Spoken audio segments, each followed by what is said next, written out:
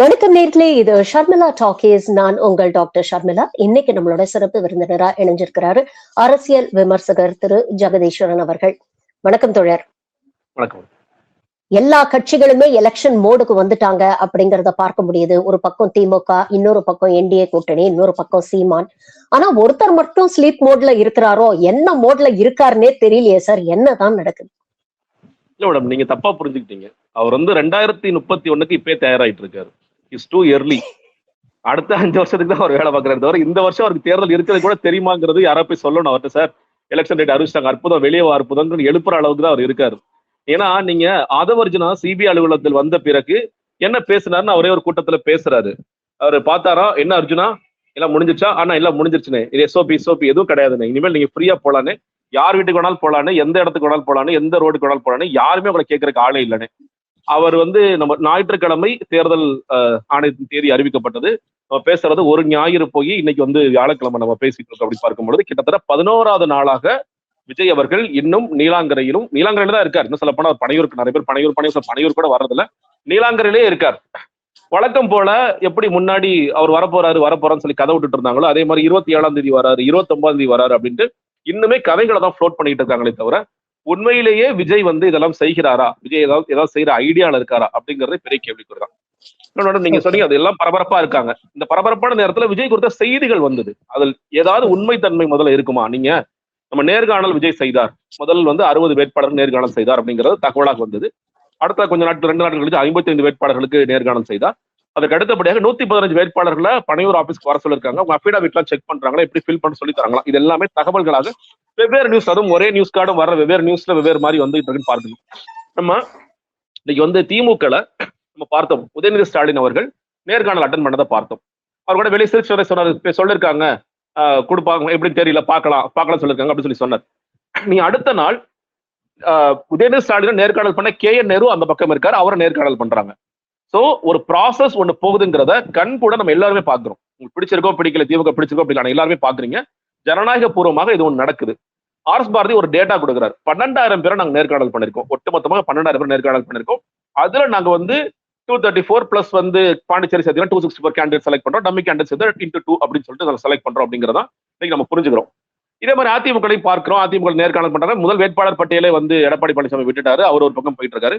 சீமான் அவர்கள் கேண்டிடேட்ஸ் அறிவிச்சு அவர் களத்துக்கே போயிட்டார் அப்படிங்கிறத பார்க்கின்றோம். விஜய் அவர்கள் நேர்காணல் செய்ததை நம்ம யாராவது பார்த்தோமா? நீலாங்கரையில கிளம்பி விட்டார், 4 கேமரா வச்சு நீலாங்கரை கிளம்பிட்டார். எதுக்குப்பா கிளம்புறாரு? அவர் நேர்காணல் பண்ண போறாரு. மேல பனையூருக்கு உள்ள போயிட்டார், உள்ள போனதான் தெரியும். சரி, அந்த கேண்டிடேட்ஸ் யாவது பார்த்தோமா? கேண்டிடேட்ஸ் வெளியே வாசல்ல பூங்கத்தையும் ஏதோ ஒரு பொக்கே வச்சு நின்றுட்டு இருந்தாங்க, ஒரு ஃப்ரூட் பாஸ்கெட் வச்சு நின்றுட்டு இருந்தாங்கன்னு பார்த்தோம். இவங்க யாராவது வெளியே அண்ணன் அதை கேட்டாரு, இதை கேட்டாரு, உங்க தொகுதி பிரச்சனை குறித்து ஏதாவது கேட்டாரு, நீ எப்படிவா செலவு செய்ய போறேன்னு கேட்டாரு, அவர் நான் காசு கொடுக்குறேன்னு சொல்லி சொன்னார். ஏதாவது அவங்க சொன்னாங்களா? அவங்களும் சொல்லல. சரி, விஜய் தரப்புல இருந்து வீடியோ கூட வேணாம், வீடியோ போட்டா கூட தெரிஞ்சு போயிடும், விஜய் என்னதான் கேள்வி கேட்கிறாரு நம்ம தெரிஞ்சுக்கோங்கிறதுனால வெறும் அட்லீஸ்ட் ஒரு போட்டோ, ஒரு 4 பேர் இந்த பக்கம் உட்கார்ந்து ஒரு பேர் அந்த விஷயம் கூட, சினிமாக்காரங்க தானே, அது கூட பண்றது கூட தயங்குறாங்க. அப்படின்னா விஜய் எவ்வளவு பெரிய சோம்பேறியா இருக்கான்னு பாருங்க. சில நேரங்கள்ல கொள்கை தலைவர்களுடைய நினைவு நாளுக்கும் பிறந்த நாளுக்கும் மாலை போடுறது, அது சில நேரம் ஏஐயா வருது, சில நேரம் போட்டோ போடுறா, பட் அட்லீஸ்ட் ஏதோ வருதுன்னு நம்ம பார்க்கின்றோம். அதை கூட சரி விஜய் தயக்கமா இருக்கு. ஒரு 115 பேரை நாங்க தேர்வு செஞ்சிட்டோம்னு சொல்றவங்க அது கூட செய்யறதுக்கு தயக்கமா இருக்கு. ஒண்ணு. இன்னொன்னு, திமுக நான் சொன்னேன் 12,000 பேர்ல இருந்து 264 பேர் தேர்வு செய்யறாங்க, பாண்டிச்சேரி உட்பட நான் சொல்றேன். இங்க 110 தொகுதிகள் ஒருவேளை நீங்க தேர்வு செஞ்சிருந்தீங்கன்னா எத்தனை பேர் வந்தாங்க? ஏன்னா முதல் நாள் அவங்க என்ன சொன்னாங்க, உலக வரலாற்றிலேயே முதல் 1 மணி நேரத்தில் 10,000 வேட்புமனுக்கள் விற்று தீர்ந்தது, வித்தாங்க, 100 ரூபாய்க்கு வித்தாங்க. அதுக்கு பிறகு திறந்து பார்த்தா அதிர்ச்சி இருந்துச்சு. அதுல 10,000 வேட்புமனு தாக்கல் எல்லா கட்சியும் மாதிரி கட்டணுங்கிறது அதுக்கு பிறகு அதிர்ச்சி. முதல் நாள் முடிவுல 50,000 வேட்புமனுக்கள் விற்கப்பட்டதுங்கிறதா செய்தியாக வந்தது, அதுவும் தகவலாக வந்தது. 50,000த்துல நான் குறைஞ்சபட்சம் ஒரு 5,000 பேர் கூட திரும்ப கொடுக்கலையா ஃபார்ம்? அப்ப கொடுத்திருந்தாங்கன்னா ஒரு தொகுதிக்கு எத்தனை பேரை வச்சு நேர்காணல் பண்ணாரு? ஒரு தொகுதிக்கு 2 பேரை பண்ணாரா, 3 பேரை பண்ணாரா? இல்ல, அதுவும் பண்ணல.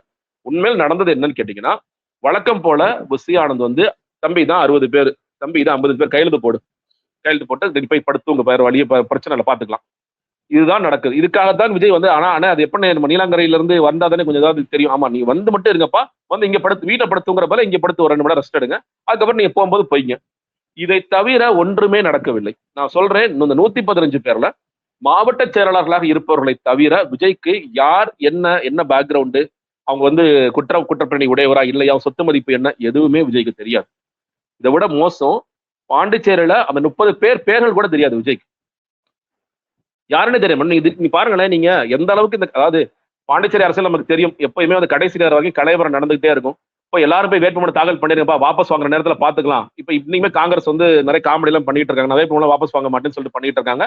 அதே பக்கம் அந்த பக்கம் என்டிஏ கூட்டணி இருக்குமா இருக்காதா, அந்த எல்ஜேகே உள்ள வர்றாங்களா வரலையான்னு லாஸ்ட் மினிட் வரைக்கும் நிறைய கலைவரம்.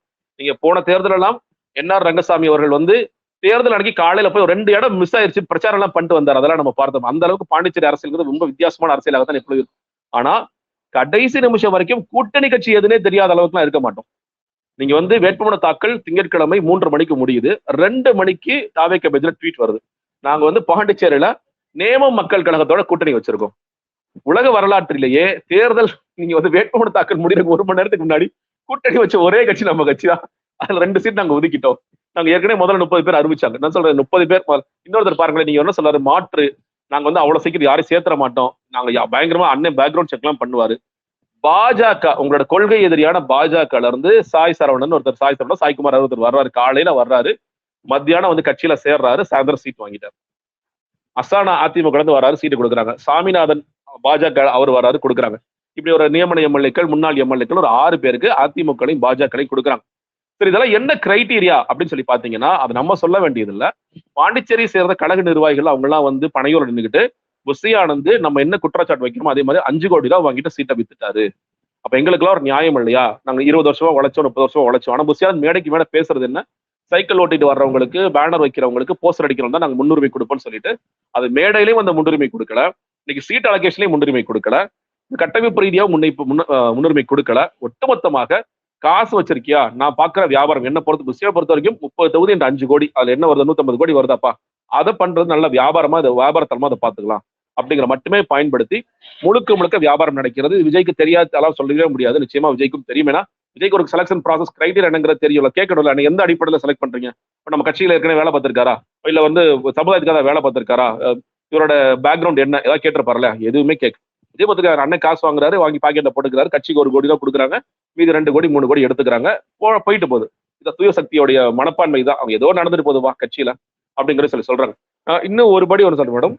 நேத்து ஒருத்தர் ரொம்ப நாளா என்கிட்ட இன்னுமே எனக்கு நிறைய தொடர்புகள், எப்படியாவது சீட் வாங்கி கொடுத்துருன்னு என்கிட்ட கேட்கிற ஆட்கள்லாம் இருக்கிறாங்க. நீங்க உங்களுக்கு தெரிஞ்ச ஆட்கள் இல்லையா, நீங்க வாங்கி கொடுத்துருங்க, ஏதாவது செய்யுங்க. சொன்னேன்ப்பா, காசு கேட்பாங்கப்பா அப்படின்ட்டு. சரிங்க, ஏதாவது பரவாயில்ல, நீங்க தப்பா நினைச்சாருங்க, நான் ஏதோ காசு எடுத்துக்கிறேன், நான் காசு எடுத்துக்கலாம். அவங்க நான் கை காமிச்சு மட்டும் தான் வேலை. இதுல அவங்க சொல்ற போது நான் ஒருத்தருக்கா தீவிரமா முயற்சி பண்றேன், அது நடக்கல. அவரே சொல்றாரு, இல்ல சார், நான் முன்னாடி நிர்வாகியா இருந்தேன், அதனால எனக்கு சீட் கொடுக்க மறந்துட்டாங்க. அவர் வேற ஒரு பெரிய சோர்ஸ் ஒண்ணு பிடிச்சு நேரடியா விஜயோடைய தொலைபேசிக்கே போய் அவர் பேசுறாரு. பேசி சீட்டு கொடுக்கணும்னு சொல்றாங்க. விஜய் அதற்கு சொன்ன பதில், எனக்கும் இதுக்கும் என்னங்க சம்பந்தம்? என்னுடைய கட்சியில யார் நிக்க போறாங்க, அந்த தொகுதியில ஒரு தொகுதி ஸ்பெசிபிக்கான தொகுதியில சீட்டு கொடுங்கன்னு சொல்லி கேட்கறாங்க. எனக்கும் இதுக்கு என்னங்க சம்பந்தம் கேட்கிறேன். இதெல்லாம் புஷியானை பாக்குறாங்க, ஜான் பாக்குறாங்க, அவர்கிட்ட பேசுங்க. இப்படிதான் ஒரு செலக்ஷன் ப்ராசஸ் பாத்துக்கங்க. யார் அந்த தொகுதியில நிக்கிறாங்க, சரி ஓகே, நீங்க ஏற்கனவே கொடுத்துருக்கீங்க, அவர் யாரு கூட எனக்கு தெரியாதுங்க, அவங்க ஏதாவது சொல்றாங்க, நான் செய்யறேன், அவ்வளவுதான். எவ்வளவு வெள்ளந்தியான மனிதரா இருக்காரு பாருங்க. நீங்க ஒரு கட்சியில நாளைக்கு நீங்க பிரச்சாரம் பண்ண போறீங்க. இப்ப திமுக, அதிமுக எல்லா கட்சிகளையும் இவர் தான் வேட்பாளர். அந்த வேட்பாளர் குறித்து 4 விஷயங்கள் பேசுவாங்க, பேசி சொல்லுவாங்க, அவங்களை வணக்கம் சொல்லுவாங்க, ஓட்டு கேட்க சொல்லுவாங்க, கையில சின்னத்தை வச்சிருப்பாங்க. ஆனா விஜய் கடைசி நிமிஷத்துல அவன் பேர் சொல்லப்பான்னு சொல்லுவார். உன் பேர் என்னன்னு சொல்லி எனக்கு தெரியாது, யாருன்னு சொல்லி, இல்ல கொஞ்சம் நேரத்தோட ஸ்கிரிப்ட் கேட்பாங்க. இதுதான் இன்னைக்கு தாவேக்குள்ள நடந்துட்டு இருக்க ஒண்ணு. ஒரு பக்கம் செய்திகள் என்ன வருதுன்னா, நாளைக்கு நட்சத்திர விடுதியில ஒரு நிகழ்ச்சி ஏற்பாடு பண்ணி தமிழ்நாட்டுல 234 தொகுதிக்கான கேண்டிடேட்ஸ் இன்ட்ரடியூஸ் பண்ண போறாரு அப்படிங்கிற ஒரு செய்தி வருது. நேத்து பாத்தீங்கன்னா சமூக வலைதளங்கள்ல ராஜ்மோகனுடைய ஒரு வீடியோ ரொம்ப வைரல் ஆயிட்டு இருக்கு. அவரே நான் தான் கேண்டிடேட், காலையில டிஃபனுக்கு உங்க வீட்டுக்கு வருவேன், மத்தியானம் லஞ்சுக்கு உங்க வீட்டுக்கு வருவேன், எல்லாரும் ரெடியா இருங்க அப்படின்னு அவரே தன்னை ப்ரமோட் பண்ணிக்கக்கூடிய ஒரு வீடியோ நம்மளால பார்க்க முடிஞ்சது. இன்னொரு பக்கம் நீங்க சொல்ற மாதிரி பாண்டிச்சேரியில எல்லாமே பாஜகவில இருந்து வந்த ஆட்களை நிறுத்தி இருக்கிறாங்க. ஒரு பக்கம் நிறைய யூகங்கள், நிறைய அரசியல் கருத்துக்கள் இந்த மாதிரி விஜய்க்கு அழுத்தம் கொடுக்குறாங்க. அதற்காக தான் ஜனநாயகத்தை படத்தை முடக்கி வச்சிருக்கிறாங்க, சிபிஐ விசாரணைக்கு கூப்பிடுறாங்க, பாஜக எப்படியும் கூட்டணிக்குள்ள அவரை இழுத்துருவாங்க அப்படின்னு எல்லாம் வதந்திகள் வந்தது. ஆனா அவர் அப்படி போன மாதிரி தெரியல, அந்த அழுத்தத்துக்கு உடன்பட்ட மாதிரியும் தெரியல. பட் களத்துல பாத்தீங்கன்னா எல்லாம் பிஜேபி கேண்டிடேட் தாவேகா பேனர்ல நிக்கிறாங்க. இதெல்லாம் எப்படி பாக்குறது? முதல்ல நீங்க சொன்னது அந்த கேண்டிடேட்ஸ், நீங்க ரொம்ப சீக்கிரமே நீங்க அந்த காரைக்குடியில பிரபுங்கிறவர் வந்து கேம்பெயினே ஆரம்பிச்சார். ஒரு இடத்துக்கு போய் இவர் தான்ப்பா வேட்பாளர் சொல்லி சொன்னார். திருச்செங்கோடுல வந்து இந்த கட்சியோட கொள்கை பரப்பு செயலர் அருண்ராஜ் அவர்கள் வந்து வேலையை ஆரம்பிச்சிட்டாரு. கிட்டத்தட்ட அபிஷியலா அறிவிக்கிற மாதிரி இருந்தது ஒரு கூட்டத்துல. அன்னைக்கு தான் புஷ்யநந்தன் சொன்னாரு, எதா இருந்தாலும் தளபதி தான் அறிவிப்பார், நீங்க அவசரப்படாதீங்க அப்படின்னு சொல்லிட்டு அதையும் முடிச்சிட்டாங்க. சோ எல்லாருக்குமே கடுமையான கோவம் இருக்கு. என்னன்னு கேட்டீங்கன்னா, உத்தேச பட்டேல் ஒண்ணு இவங்க தான் லீக் பண்ணி விடுறாங்க. இந்த கட்சிக்காரங்க வேற யாரும் லீக் பண்ண வேண்டிய எந்த அவசியமே கிடையாது. தஞ்சாவூர்ல நிக்கிறார், புதுக்கோட்டையில் நிக்கிறார், திருச்சியில நிக்கிறார் அப்படின்னு சொல்லிட்டு இந்த கட்சிக்காரர்களே மெயின் ஸ்ட்ரீம் மீடியாட்ட பேசி அவங்கள லீக் பண்ண வைக்கிறாங்க. அவங்களே லீக் பண்ணி விடுறாங்க. இது நடந்துகிட்டு இருக்கு. ஏன் நடக்குதுன்னு கேட்டீங்கன்னா, மற்ற கட்சிகள் ரொம்ப வேகமாக செயல்பட்டு களத்துல இன்னைக்கு பணிமனை அமைக்கிறது, போய் மக்கள் வீடு வீடா போய் சந்திக்கிறதுங்கிற விஷயங்களை ரொம்ப முன்னாடியே பண்ணிட்டாங்க. நீங்க திமுக வந்து நான் கேள்விப்படுற வரைக்கும் கேண்டிடேட்ஸ் யாருங்கிறது கடைசியா கன்ஃபார்ம் பண்ணிக்கலாம். பட் ஆனா எங்களுக்கு ஓட்டு கேட்டு அவங்க கேம்பெயின் ஆரம்பிச்சிட்டாங்க. நீங்க அதே மாதிரி அதிமுக பொறுத்த வரைக்கும் கேண்டிடேட் அறிவிச்ச பிறகு போலாம் அவங்க வெயிட் பண்ணிட்டு இருக்காங்க. நாம் தமிழர் கட்சி வந்து முன்னாடி கேண்டிடேட் அறிவிச்சனால அவங்களும் வந்து வீதி வீதியா போக ஆரம்பிக்கிறாங்க. இதெல்லாம் நம்ம பார்க்கின்றோம். ஆனால் இந்த கட்சியில கேண்டிடேட்டா நம்ம வருவோமா வரமாட்டோமா, ஏன்னா நம்ம ஒரு அப்ளிகேஷன் போட்டிருக்கோம். திடீர்னு ஒருத்தர் உள்ள வந்து 4 கோடி கொடுக்குறாரு அப்படின்னா அவருக்கு அந்த சீட்டு போயிடும். அப்ப அதை உறுதிப்படுத்தணும் அப்படின்னா யாரு உறுதிப்படுத்துறது பெரிய கேள்வி இருக்கு, பெரிய குழப்பம் இருக்கு. 27ஆம் தேதியோ 29ஆம் தேதியோ விஜய் நிச்சயமாக அறிவிப்பாருங்கிறது நம்ம பார்த்தாதான் தெரியும். மெயின் ஸ்ட்ரீம் மீடியால வந்தாதான் தெரியுமே தவிர, அது வரைக்கும் இது எல்லாமே தகவல் தான். தமிழக வெற்றி கழகத்தை பொறுத்த வரைக்கும் கடைசி வரைக்கும் அந்த தகவல்லாம் நிஜமாகும் அப்படிங்கிறது நிச்சயமே கிடையாது. நம்ம எல்லாமே நிறைய பார்த்துட்டோம். அதனால அவங்களுக்கு இன்னைக்கு ஒரு பெரிய குழப்பம் வந்துருச்சு. ராஜ்மோகன் இப்ப முதல்ல பெரம்பலூர்ல நிக்கிறான்னு சொல்லி சொன்னாங்க. அதுக்கு பிறகு எக்மோர்ல நின்றான்னு அவர் முடிவு பண்றாரு. அப்ப எவ்வளவு நாள் தான் விஜய்க்கா காத்துட்டு இருக்குது? நம்ம வேலையை ஆரம்பிச்சிடணும். இப்ப வேலையை ஆரம்பிச்சாதான் ஓட முடியும். ஏதாவது நம்ம டெபாசிட் வாங்குறதுக்கான முயற்சி இல்லாத பண்ண முடியும்னு அவங்க முயற்சி பண்றாங்க. அதற்காக அவர் அறிவிச்சிட்டார். நீங்க ஆதவர்ஜனா அவர் நான் வில்லிவாக்கத்துல நிக்கிறேன்னு சொல்லிட்டாரு. அவர் பண்ணிட்டாரு. இந்த மாதிரி முக்கியமான வேட்பாளர்கள் எல்லாருமே அவங்களே அறிவிச்சுட்டாங்க. அதான் சொல்றேன், எல்லா கட்சிகளிலும் இப்போ நேற்று பார்த்தோம், எடப்பாடி பழனிசாமி முன்னாள் அமைச்சர்களாக இருந்தாலும் அவர் தான் அறிவிக்கிறார். இன்னைக்கு நாளைக்கு முதலமைச்சர் அறிவிக்க போறாருன்னா அவர் தான் அறிவிப்பார். இதுதான் எல்லா கட்சியோட பட்டன். கட்சியோட தலைவர்களுக்கு யாருன்னு உங்களுக்கு தெரியும். திடீர்னு விஜய் கொடுத்த லிஸ்ட் கொடுத்தீங்கன்னா அவர் என்ன பண்ணுவார், இதை படிச்சிருவோம்ப்பா அப்படின்னு சொல்லிட்டு பார்த்து படிச்சிருவார். அப்ப அவர் என்னப்பா படிச்சு ஆகும் போது நம்ம பாட்டு வேலையை ஆரம்பிப்போம் அப்படிங்கிற இடத்துக்கு போயிட்டாங்க. அதனால எப்பொழுதோ இவங்களாம் அவங்களோட பெயர்களை அறிவிச்சு அவங்களாம் வேலை செய்ய ஆரம்பிச்சிட்டாங்க. இது ஒரு மாதிரி தந்தொண்டு தரமா தான் நடந்துகிட்டு இருக்கு அப்படிங்கிற பார்க்கணும். நீ கேட்ட ரெண்டாவது கேள்வியில பாஜக அழுத்தம் கொடுத்தார்களா? முதல்ல நம்ம சொன்னேன், முதல்ல அழுத்தம் கொடுத்தார்கள். விஜய் எப்படியாவது உள்ளே கொண்டு வருவதற்கு அதிமுக இது என்ன எந்த பீரியட் டைம் பீரியட்னு சொல்றேன்னா, செப்டம்பர்ல நீங்க கரூர் ஸ்டாம்பீடுக்கு பிறகு செப்டம்பர், அக்டோபர், நவம்பர்லாம் ரொம்ப தீவிரமாக, ஏன்னா நீங்க அந்த நேரத்துல பாஜக பேச்சை பார்க்கலாம். நயினார் நாகேந்திரனாக இருக்கலாம், இல்ல தமிழிசை அவர்களாக இருக்கலாம், எல்லாருமே ஜனநாயகம் வரணும்னா ஜனநாயகம் வரணும், விஜய் இங்க வரணும்னு சொல்லி பேசியிருப்பாங்க. நயினார் நாகேந்திரன் வந்து அவர் காப்பாத்தி விடுறதுக்கான வேலைகளை பார்த்தாரு. எடப்பாடி பழனிசாமி ஒருபடி மேல போய் ஒரு துண்டை பார்த்தோன்னே நம்ம கட்சிக்கு வந்துட்டாருன்னா ரொம்ப குதூகலமாக இருந்தார். இது எல்லாமே நடந்து கொண்டிருந்தது. ஆனா ஒரு ஸ்டேஜ்ல என்ன பண்றாங்கன்னா, விஜய் காங்கிரஸ் பக்கம் போறதுக்கான வாய்ப்புகள் பாக்குறாங்க. நீங்க வந்து பிரவீன் சக்கரவர்த்தி பேசுறாரு, மாணிக் தாக்கூர் பேசுறாரு. விஜய் காங்கிரஸ் கார்டை எடுத்த உடனே பாஜக ஒரு இடத்துக்கு வந்துட்டாங்க. இல்ல இனிமேல் நமக்கு விஜய் வேண்டாம். பட் அதே நேரத்துல இவர் காங்கிரஸை வளர்க்கிறதுக்கான வேலைகளை பார்த்தா இவர் கண்டிப்பா அடி வாங்குவாரு. அப்படிங்கிறதுனாலதான் நீங்க ஜனநாயகனுக்கு ஒரு முடக்கம் ஜனவரியில ஏற்படுது. அதே நேரத்துல சிபிஐ டைட் பண்றாங்க. சாட்சி விசாரணை இருந்தா கூட நீ திரும்ப வா 7 மணி நேரம் கிரில் பண்ண சொல்லி சொன்னாங்க. அந்த தருணத்திலேயே இந்த பிஜேபி தமிழ்நாடு, எப்பயுமே பிஜேபி தமிழ்நாடு பிஜேபி டெல்லி வேற மாதிரி தான் யோசிப்பாங்க. பிஜேபி தமிழ்நாடுக்கு அது புரிஞ்சுதான் தெரியல. பிஜேபி டெல்லி ரொம்ப தெளிவா இனிமேல் நமக்கு விஜய் தேவையில்லை, விஜய் அடிங்க, அவ்வளவுதான், விஜய் வந்து காலி பண்ணலாம் ஒரு இடத்துக்கு வந்துட்டாங்க. ஆனால் இதை தீவிரமாக எதிர்க்க வேண்டிய விஜய் எதிர்க்கவே இல்லை. ஜனநாயகம் குறித்து விஜய் பேசியிருக்கணும், பேசவே இல்லை. என்ன ஏன் சிபிஐ இவ்வளவு அலக்களிக்கிறாங்கன்னு தெரியல ஒரு வார்த்தை சொல்லிருக்கணும். சரி, அவர் பேசாட்டியும் கட்சியோட நிர்வாகிகள் குறித்து பேச வச்சிருக்கணும். ரொம்ப கவனமா இந்த 2 விஷயத்தையும் பேசவே கூடாதுன்னு சொல்லிட்டாங்க. என்ன காரணம்? முழுக்க பயம். இன்னைக்கு வரைக்கும் விஜய் பயப்படுறாரு. பாஜக நம்மளை ஏதாவது செஞ்சிருவாங்களோ, நம்ம போகல நம்ம ஏதாவது செஞ்சிருவாங்களோன்னு பயப்படுறாரு. அதனாலதான் இன்னைக்கு வரைக்கும் ஜனநாயகம் குறித்து எல்லோருமே பேசிய பிறகு வேற வழியே இல்லாம முதலமைச்சர் கூட பேசினார். ரொம்ப பூசி மொழிகி பேசினார். முதலமைச்சர் பூசி மொழிகி எல்லாம் பேசல, நீங்க தான் பேசாம இருக்கீங்க. இன்னைக்கு வரைக்கும் உங்க படத்திற்காக எல்லோருமே பேசிட்டாங்க. பேசாத நபர்கள்னு பாத்தீங்கன்னா தாவேக்கவும் தாவேக்கோட தலைவர் விஜய் மட்டும் தான் இருக்கிறார் அப்படிங்கிறத பார்க்கணும். சோ விஜய் வந்து ஓகே, இனிமேல் நம்ம வந்து பேசாம இருப்போம். நீங்க செப்டம்பர் 27க்கு பிறகு பாஜகங்கிற வார்த்தையோ, கொள்கை எதிரிங்கிற வார்த்தையோ, மோடிங்கிற வார்த்தையோ விஜய் பயன்படுத்தியிருப்பாரா? பயன்படுத்திருக்க மாட்டார். பாண்டிச்சேரிக்கு போய் புகழ்றாரு. பல இடங்களில் வந்து பாஜகவுக்கு வந்து கிட்டத்தட்ட ஒரு பி டீமா செயல்படுறாரே தவிர எந்த ஒரு இடத்துலையும் அவர்கள் எதிர்க்கும் வேலைகளை அவர் பார்க்கவே இல்லை. பாஜக என்ன பண்றாங்க, ஓகே விஜய் பிரிக்க போற வாக்கள் என்ன வாக்குகளாக இருக்கும்? அவங்களோட அசம்ஷன் சிறுவன் வாக்களை பிரிப்பாரு. சிறுவன் வாக்கள் பிரிக்கிறதுங்கிறது திமுகவுக்கு போற வாக்களை தடுக்கிற வாய்ப்புகளாக அமையும்னு அவங்க ஒரு கணக்கு பண்றாங்க. பட் அது நிஜம் இல்லை. நீங்க வந்து இஸ்லாமியர் வாக்கள் முழுக்கவே திமுக பக்கம் தான் வரும், திமுக காங்கிரஸ் பக்கம் தான் வருமே தவிர இது போறதுக்கான வாய்ப்பு இல்லை. நீங்க வந்து கிறிஸ்தவர் வாக்குல ஒரு சில பேர் யோசிக்கிறாங்க, விஜய் வந்து நம்ம ஆளு, விஜய்க்கு நம்ம வாக்களிக்கான்னு சொல்லி யோசிக்கிறாங்க. பட் அது கூட ஒரு டிவைடா தான் இருக்குமே தவிர அது பெருசா போகாது. அப்ப பாஜக போடுற கணக்குகளும் இங்க செல்லாது. விஜய் வந்து ஒட்டு மொத்தத்தில் பல இடங்களில் டெபாசிட் வாங்க முடியாம ஒரு பெர்சன்டேஜ் வாங்கக்கூடிய நபராகத்தானே இருப்பாரே தவிர நீங்க பண்ண மாட்டார். ஆனா இது பாஜகவிற்கு சாதகமான சில விஷயங்கள் அவர் செய்கிறார் நீங்க பார்க்கின்றோம். நீங்க பாஜக காப்பாதி விடுற வேலை நிறைய பார்க்கிறார். நீங்க வந்து இந்த களம் என்பது என்டிஏவிற்கும் தமிழ்நாட்டிற்குமான களம்னு எல்லாம் உறுதியான பிறகு, இன்னும் சொல்லப்போனா டெல்லியில வச்சுதான் விஜயை முடக்குறாங்க, ஜனநாயகம் அங்கேதான் தடையில இருக்குன்னு தெரிந்த பிறகு அவர் என்ன சொல்றாரு, இதற்கும் டெல்லிக்கு என்னங்க சம்பந்தம், பாராளுமன்ற தேர்தலா இது அப்படின்ட்டு புரியாத மாதிரி கேட்கிறார். இல்ல, அவர் புரிஞ்சுதான் பேசுறார். முழுக்க முழுக்க பாஜகவை காப்பாற்றி திமுக மட்டும்தான் நம்மளுடைய எதிரி அப்படிங்கிற ஒரு இடத்துல நகர்த்துவதற்கான வேலைகளை அவர் சிறப்பாக செய்கின்றார். அந்த வேலை செய்கிறார். நீங்க வந்து பாஜகவுக்கு ஒரு பயம் இருக்கிறது, பாஜகவை காப்பாற்றும் வேலைகளில் விஜய் தீவிரமாக இறங்கி இருக்கிறார். சோ இது மறைமுகமாக செய்கிறாரே தவிர அதனால நேரடியாக நம்ம போக வேண்டாம் அப்படிங்கிற ஒரு இடத்திற்கு விஜய் நகர்ந்துட்டாதான் நான் பார்க்கிறேன். ஓகே. அப்போ தமிழ்நாட்டுல இப்ப வேட்பாளர்கள் அறிவிச்சாருன்னா பாண்டிச்சேரி மாதிரி அதுலயும் நிறைய பாஜக சார்ந்தவர்கள் இருப்பாங்க அப்படின்னு நம்ம எதிர்பார்க்கலாமா? அதற்கான ஏதாவது முயற்சிகள் நடந்துகிட்டு இருக்கா? வாய்ப்பு இருக்கு. நீங்க வந்து இப்ப அதவர்ஜனா பேசும்போது காங்கிரஸ்ல ஒரு செக்ஷன்ல ஒரு நிறைய பேர் வந்து வர்றாங்க அப்படின்னு சொல்லி அவர் சொல்றாரு. இது காங்கிரஸ் மட்டுமல்ல, வெவ்வேறு கட்சிகள்ல இப்ப நீங்க உங்களை எங்க போவாங்க. இப்ப நமக்கு திமுக வேட்பாளர் பட்டியல் நமக்கு உத்தேச பட்டியல் நமக்கு தெரியும், அதிமுக வேட்பாளர் பட்டியல் என்டிஏ திமுக கூட்டணி எல்லாமே நமக்கு தெரியும். அப்ப சீட்டு கிடைக்காத அதிருப்தியில இருக்கிறவங்க எங்க போவாங்க? நமக்கு வந்து ஒரு வழி இல்லப்பா, விஜய்கிட்ட போலாம். அங்க இருந்து ஒரே கிரைட்டீரியா காசு கொடுத்தா உள்ள நமக்கு சீட்டு கொடுத்துருவாங்க. அப்ப அங்க போலாம். ஒண்ணு இல்ல, இப்ப சாமிநாதன், அசானா இவங்க எல்லாம் வந்து என்ன பயங்கரமா இது கரண்ட் மினிஸ்ட்ரியில இருக்கிறவங்களா இல்ல எம்எல்ஏ இருக்கிறவங்க யாருமே கிடையாது. எங்க சீட்டு கொடுக்க மாட்டேங்கிறாங்கப்பா, எங்கள்கிட்ட போய் சீட்டு வந்தா நம்ம மரியாதையா சீட்டு வாங்கிட்டு போலாம், நம்மளும் இன்னொரு எம்எல்ஏக்கு டேர்முக்கு ட்ரை பண்ணோம் அப்படிங்கிற ஒரு இடத்துல மட்டும் இருக்கலாம். அதே மாதிரி எங்களுக்கு வந்து காசு எல்லாம் பிரச்சனை இல்ல, சீட் எங்களுக்கு வேணும்னு சொல்றவங்க இங்க வருவாங்க. எல்லா நிறைய கட்சிகள் வந்து முகங்களை பார்க்கலாம். அதுல வந்து குறிப்பாக அதிமுக இருந்து பாஜக இருந்து நீங்க வந்து இந்த கட்சிகள் முகங்களை எல்லாம் பார்க்கலாம்னு நினைக்கின்றேன். அந்த மாதிரியான கலைவரங்கள் நடக்கத்தான் செய்யும். ஏன்னா விஜய் அவரோட கேண்டிடேட்டை போடுறாரா அப்படிங்கிறது கிடையாது. இது முழுக்க முழுக்க காசின் அடிப்படையில் மட்டுமே போடப்படுகிற கேண்டிடேட்னால இது நடக்கும். இல்ல இன்னொன்னு, இதுல பாதிக்கப்படுறவங்க யாருன்னு கேட்டீங்கன்னா கட்சியோட மாவட்ட செயலாளர்கள். மாவட்ட செயலர்கள் பல பேர் என்ன பண்றாங்க, அவங்களுக்கு வந்து சீட்டு கொடுக்குறாங்க, நீ காசு எல்லாம் கூட கொடுப்பாங்க. ஆனா அவர் கொடுக்குற இன்ஸ்ட்ரக்ஷன் அவங்க என்ன காசு கேட்கறாங்க. விஜய் வந்து சார் செலவுக்கு காசு கொடுங்க, நீங்க என்ன சொல்றீங்க, திமுக அதிமுக நிகரா வேலை செய்யணும் அப்படின்னா அதற்கு பணம் செலவழிக்க வேண்டிய அவசியம் இருக்கிறது. அதை நீங்க கட்சி தலைமை கொடுக்குமா? அதெல்லாம் கொடுக்காது. அப்ப நாங்க எப்படி செலவு செய்வோம்? நாங்க ரொம்ப வருஷமாக மக்கள் இயக்கத்துல இருந்து ரசிகர் மன்றத்துல இருந்து நிறைய செலவு செஞ்சு வந்துட்டோம்.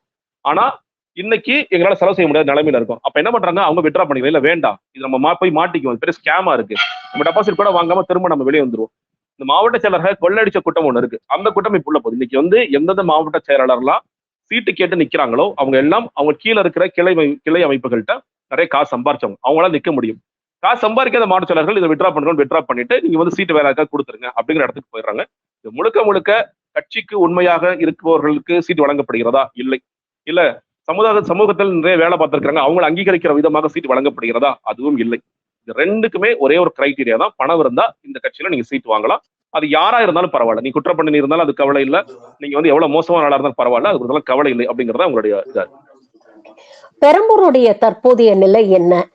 அத பத்தி ஏதாவது அப்டேட்ஸ் இருக்கா? உண்மையிலேயே விஜய் பெரம்பூர்ல நிக்க போறாரா இல்ல நிக்கவே போறாரா அப்படிங்கிற ஒரு கேள்வி எல்லாம் இருக்கு. புது வீடு பார்த்திருக்கிறாங்க, கிரகப்பிரவேசம் பண்ண போறாங்க அப்படிங்கிற செய்தி எல்லாம் சோசியல் மீடியால பார்க்க முடியுது. என்னதான் நிலவரம்? மேடம், நான் வந்து லிஸ்ட் பாக்குற வரைக்கும் நம்ப மாட்டேன் மேடம். நான் என்னோட ஸ்டாண்டு ஒண்ணுதான், விஜய் நிற்பதற்கான வாய்ப்புகள் இல்லைன்னு தான் நான் நினைக்கிறேன். ஆனா இன்னொன்னு ஆதவர்ஜனா வேற நிச்சயமா நிக்க போறா சொல்லும் போது உண்மையிலே அது கன்ஃபார்ம் ஆகுது, விஜய் நிக்கவே மாட்டாருன்னு. இவங்க வந்து இந்த நேரத்துல அதை ரிவீல் பண்ண முடியாது. நீங்க முதல் வேட்பாளர் பட்டியல்ல ஒருவேளை விஜய் பேர் இல்லைன்னா நிச்சயமா நிக்க மாட்டார் தான். ஏன்னா அவங்க வந்து இந்த கார்டை ரொம்ப நாளைக்கு பிளே பண்ணிட்டே இருக்க முடியாது. விஜய் வந்து நிக்கிறான்னு சொன்னாதான் மற்ற கேண்டிடேட்ஸ் உள்ள வருவாங்க. ஏன்னா விஜய் நிக்கலன்னா இது என்னப்பா அது கட்சி, விஜய் ஏன்பா விட்ரா பண்றாருன்னு ஒரு பிரச்சனை ஆயிடுங்கிறதுக்காக இன்னைக்கு விஜய் நிற்கிறார், பெரம்பூர் நிற்கிறார், பெரம்பூர் பார்த்துட்டாருன்னு சொல்லி கதைகள் எல்லாம் ஓடிட்டு இருக்கு. பட் அந்த வேட்பாளர் பட்டியல அவர் பெயர் வருகிற வரைக்கும் நிச்சயம் கிடையாது. பணிமனையில ஆரம்பிச்சிருக்குன்னு சொல்லி சொல்றாங்க, கூட்டம் எல்லாம் போட்டாங்கன்னு சொல்லி சொல்றாங்க. விஜய் ஒரு இடத்துல போய் பார்ப்பார், அதுக்காகவே பெருசாலாம் பணிமனைலாம் ரெடி ஆகுதுன்னு சில செய்திகள் எல்லாம் வருது. ஆனா அதெல்லாம் எந்த அளவுக்கு உண்மைங்கிறது மேடம், நீங்க யோசிச்சு பாருங்க, விஜய் வீடு வீடாக போய் ஓட்டு கேட்கக்கூடிய வரா? நிச்சயமா கிடையாது. வீடு வீடா இப்போ மற்ற கேண்டிடேட்ஸ் போவாங்க. இப்போ முதலமைச்சராக இருந்தாலும் குளத்தூர் தொகுதியில் அவர் வீடு வீடா போவார், துணை முதலமைச்சர் போவார், எடப்பாடி பழனிசாமி போவார், அன்புமணி ராமதாஸ் போவார். விஜய் அப்படி போவாரா? இல்ல போனா கூட்டம் வந்துருங்க, எனக்கு கூட்டம் எல்லாம் ஒத்துக்காது, அலர்ஜி எனக்கு, நான் வேணா ஒரு வேன்லயே வந்துட்டு ஒரு முக்கத்துல நின்று பேசிட்டு போறேன், இதுதான் விஜய் செய்வார். இப்ப கூட தேர்தல் ஆணையத்துக்கிட்ட நாங்க பர்மிஷன் வாங்கிட்டோம், தேர்தல் ஆணையம் எங்களுக்கு பிரச்சாரத்துக்கு போறதுக்கு பர்மிஷன் கொடுத்திருக்கு அப்படிங்கிற மாதிரி ஒரு செய்தியை சொல்றாங்களே. அப்ப யாரு உங்களை தடுக்கிறான்னு நான் கேட்கிறேன். நான் சொல்றேன், நீங்க தமிழ்நாடு அரசாங்கமும் நீங்க எல்லா இடங்களிலும் கூட்டம் போடும்போது பர்மிஷன் கொடுக்கதானே செஞ்சாங்க. ஏதாவது ஒரு இடத்துல டினை பண்ணாங்களா? எனக்கு தெரிஞ்சு ஒரே ஒரு வாட்டி இந்த விநாயகர் சதுர்த்தி வரும்பொழுது டேட்டை மட்டும் மாத்துங்க, ஏன்னா விநாயகர் சதுர்த்தி க்ளோஸரா வருது, அது மாத்துங்கன்னு சொல்லி சொன்னாங்க. விக்கிரவாணி மாநாட்டிலையும் கூட நீங்க வந்து முதல்ல அவங்க சில இன்ஸ்ட்ரக்ஷன்ஸ் எல்லாம் ஃபாலோ பண்ண, இந்த விதிமுறைகள்லாம் ஃபாலோ பண்ணணும்னு சொல்லிட்டு அதை வந்து டேட் அவங்களாதான் மாத்துறாங்க. புசியானந்த் கொடுக்கும் போதே வேற டேட் 2 டேட் தான் கொடுத்து சொன்னாங்க. இன்னைக்கு வரைக்கும் தமிழ்நாடு அரசாங்கம் எங்கேயாவது டினை பண்ணிருக்காங்க இல்ல இன்ஸ்ட்ரக்ஷன்ஸ் ஃபாலோ பண்ணாங்க நடவடிக்கை எடுத்திருக்காங்கன்னா எதுவுமே கிடையாது. எலெக்ஷன் கமிஷனும் நிச்சயமாக விஜய் மட்டும் யாருக்குமே தடை விதிக்க மாட்டார்கள். இன்னொன்னு பாக்குறோம், எல்லாரும் இயல்பா போறாங்க. இப்ப எடப்பாடி பழனிசாமி வந்து வேட்பாளர் பட்டியல் அறிவிச்சு அடுத்த சூறாவளி சுற்றுப்பயணம் சொல்றாரு. அப்ப அவங்க கட்சியில ப்ராசஸ் நடக்குது, நம்ம வெளிப்படையா பார்க்கின்றோம். எல்லா கட்சிகளுக்கும் அதை நம்ம பார்க்க முடிகிறது. ஆனா இங்க வந்து ஆன்லைன்ல தான் ப்ராசஸ் சொல்லி எலக்ட்ரல் ஆபீசர் சொல்லி சொல்றாங்க. அப்ப அப்ளை பண்ணிருந்தாங்கன்னா உண்மையிலேயே அந்த டாக்குமெண்ட் கூட நம்ம பார்த்திருப்போம். ஓகே, விஜய் கட்சி பர்மிஷன் கேட்டாங்க, பர்மிஷன் கேட்டுட்டு அவங்களுக்கு கொடுத்துட்டாங்க, போனாங்க. பர்மிஷன் கேட்ட தகவலும் நமக்கு இல்ல, பர்மிஷன் கொடுத்த தகவலும் இல்ல. அப்படிதான் இருக்கு. ஏன்னா உண்மையில் விஜய் அதற்கு தயாராகி விட்டாரா, இந்த களத்திற்கு போற தயாராகி விட்டாரா? இன்னுமே காதம். நீங்க விர்ச்சுவல் வாரியர்ஸா இருக்கிறவங்க என்ன சொல்றாங்க, அடுத்த 20 நாள் நீங்க பாருங்க, அடுத்த 30 நாள் பாருங்க. இந்த கதைகளை நான் 1 வருஷமா கேட்டுட்டு இருக்கேன். அடுத்த 1 வருஷத்துக்கு பாருங்க, அடுத்த 2 வருஷத்துக்கு பாருங்க. இந்த கதைகள்லாம் தொடர்ச்சியா வந்துட்டே இருக்கு தவிர எதுவுமே நடக்கும் வரை நிச்சயம் இல்லை. இந்த கதைகளை ஃப்ளோட் பண்ணிட்டே இருப்பாங்க. இந்த ஸ்டோரிஸ் பிளான்டிங் நடந்துகிட்டே இருக்கும். விஜய் ஒரே ஒரு இடத்துக்கு சப்போஸ் வந்துட்டு போயிட்டாருன்னா அதை வச்சு அடுத்த 15 நாள் ஓட்டலாம்னு சொல்லி பார்ப்பாங்க. இதுதான் நடக்குமே தவிர எதுவுமே நடக்கிற விஷயம் இல்லை. பெரம்பூர் ஒருவேளை வேட்பாளர் பட்டியலில் பெயர் வந்தால் நான் நம்புவேன். இல்லைன்னா என்னோட ஸ்டாண்டு விஜய் நிக்க மாட்டாதான் நான் பாக்குறேன். 25%, 30%, 40% வாக்கு வங்கி எல்லாம் இருக்கு அப்படின்னு சொல்லிட்டு இருந்தாங்க. பட் தேர்தல் நெருங்க நீங்க பாத்தீங்கன்னா களம் அப்படிங்கிறது திமுக கூட்டணி வர்சஸ் அதிமுக கூட்டணின்னு மாறும் பொழுது இப்ப வரக்கூடிய சர்வேஸ் எல்லாம் 8-10% தாண்ட மாட்டாரு அப்படிங்கிற ஒரு விஷயத்த வந்து பதிவு பண்றாங்க. விஜய்க்கு ஒரு ரியாலிட்டி செக் வந்திருக்குன்னு நினைக்கிறீங்களா? ஆரம்பத்துல இருந்த ஹைப் எல்லாம் இப்ப ரொம்ப குறைஞ்சிடுச்சு. விஜய் பேசின விஷயம் பாத்தீங்கன்னா முன்னெல்லாம் கிட்டத்தட்ட 1 வாரம் 10 நாளுக்கு பேசும் பொருளாக இருக்கும். இப்ப வந்து பெருசா ஒன்னும் ஒரு அப்படிப்பட்ட ஒரு டிராக்ஷனை வந்து கிரவுண்ட் லெவல்லயும் சரி சோசியல் மீடியாலயும் சரி அவங்களால ஏற்படுத்த முடியல. ஒரு ரியாலிட்டி செக் வந்திருக்கு அப்படின்னு நினைக்கிறீங்களா? மேடம், ரியாலிட்டி செக் விஜய்க்கு வந்து தேர்தல் முடிவுகள் மே 4 அன்னைக்கு தான் வரும். அது வரைக்கும் சுத்தி இருக்கிறவங்க ஏமாத்திட்டு தான் இருப்பாங்க. ரியாலிட்டி செக் யாருக்கு வந்திருக்குன்னு கேட்டீங்கன்னா மெயின் ஸ்ட்ரீம் மீடியாவுக்கு வந்திருக்கு. நம்ம விஜய் தூக்கி பிடிச்சிட்டே இருக்கோம். அந்த விஜய் வந்து வெளியே கூட வர மாட்டேங்கிறார். நம்மளும் கேமரா போட்டு காத்துக்கிட்டு இருக்கோம், வர மாட்டேங்கிறாரு. அப்ப மறுபடியும் நம்ம மக்களை ஏமாத்திட்டே இருக்க முடியாது. களம் வந்து விஜய் டிவிகே டிஎம்கே அவர் சொல்றதுனால அவர் பின்னாடி ஓடுவதுங்கிறது முடியாது. இன்னைக்கு ரியாலிட்டியில வந்து திமுக கூட்டணி எவ்வளவு தீவிரமா வேலை செய்யறாங்கன்னு பாக்குறோம். என்டிஏ கூட்டணியில என்ன வேலைகள் செய்யறாங்கன்னு பாக்குறோம். அதை நம்ம கவர் பண்ணணும், அதுதான் மக்கள்கிட்ட கொண்டு போய் சேர்க்கணும். அந்த ரியாலிட்டியை நீங்க உணர்றாங்க. நீங்க டிபேட்ஸா இருக்கலாம், எல்லாமே சோசியல் மீடியாவா இருக்கலாம், எல்லாமே அந்த பக்கம் போயிட்டாங்க. இந்த தாவேக்காவை சேர்ந்த அந்த தம்பிகள் முடிச்சு ரொம்ப சோர்வாயிட்டாங்க. நீங்க வந்து ஆரம்பத்துல இருந்து நிறைய முட்டு கொடுத்துட்டே இருந்தாங்க. அவங்க கடைசியாக இதுதான் கடைசி கட்டம், ரொம்ப தீவிரமாக வேலை செய்ய வேண்டிய கட்டம். அந்த கட்டத்திலையும் அவங்களை ஊக்குவிக்கிற மாதிரி எந்த செய்தியும் வரமாட்டேது அவங்களுக்கு. இப்ப நீங்க கரெக்டா இப்ப 28 நாட்கள் இருக்கு இல்லையா தேர்தலுக்கு. இன்னைக்கு தாவேக்கால இருந்து செய்தி தொடர்பாளர்கள் யாரும் சேனலுக்கு போறது இல்லை. தாவேக்கோட கொள்கை பரப்பு செயலாளர்கள் யாரும் சேனலுக்கு போறது இல்லை. மெயின் ஸ்ட்ரீம் மீடியா பயன்படுத்தல, சோசியல் மீடியாவை பயன்படுத்தல. ஏன் நீ இந்த நேரத்துல பயன்படுத்தாம எப்ப பண்ணுவீங்க?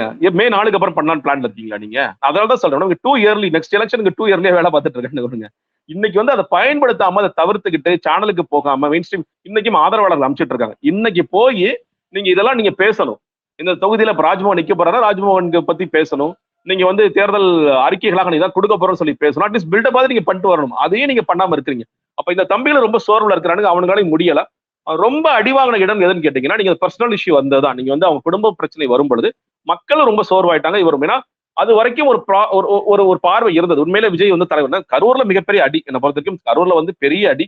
விஜய் வந்து போய் ஒளிஞ்சுகிட்டது. விஜய் வந்து அந்த கூட்டத்தை ஹேண்டில் பண்ணதை தாண்டி விஜய் வந்து ஒளிஞ்சுகிட்டது. ஒட்டுமொத்த கட்சியும் 1 மாசம் காணா போனது, தலைமுறைவா இருந்ததுங்கிறது மக்கள் மத்தியில விஜய் குறித்த ஒரு பார்வையை உண்டாக்குச்சு.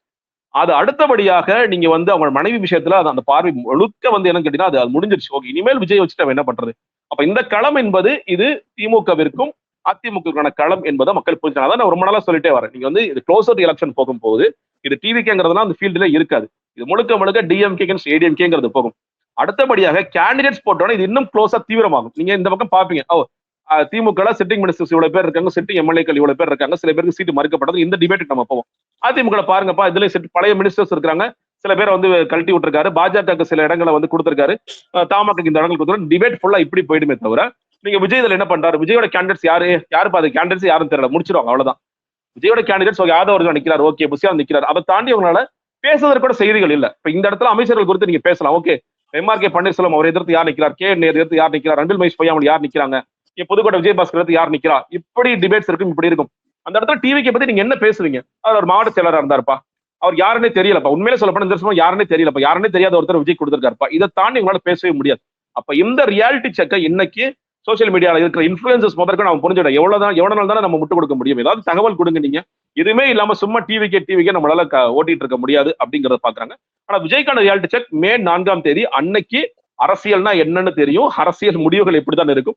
நீங்க வந்து படங்களுக்கு வடை சொல்ற மாதிரி 400 கோடி வசூல் ஆயிருச்சு, 300 கோடி வசூல் ஆயிடுச்சு அப்படின்னு சொல்ல முடியாது. நம்ம இத்தனை இடங்களை ஜெயிச்சிட்டோம். அப்ப என்ன பாரு, எப்ப டெபாசிட்டாவது வாங்கியிருக்கோமா, இந்த திரைப்படம் மாதிரி நம்ம ஒட்டுமொத்தமா எத்தனை தான் ஓட்டு வாங்கியிருக்கோங்கிற மாதிரி ஆயிடும். அதை டெபாசிட் வாங்கியிருக்கோமா, பெர்சன்டேஜ் வாங்கியிருக்கோமான்னு அதை நோக்கி அவங்க எல்லாம் போயிடுவாங்க. அது அப்பதான் மேடம் நடக்கும். பல்வேறு விஷயங்களை இன்னைக்கு எங்களோட பகிர்ந்துட்டீங்க. உங்கள் நேரத்துக்கும் கருத்துக்களுக்கும் மிக்க நன்றி sir. Thank you very much for joining.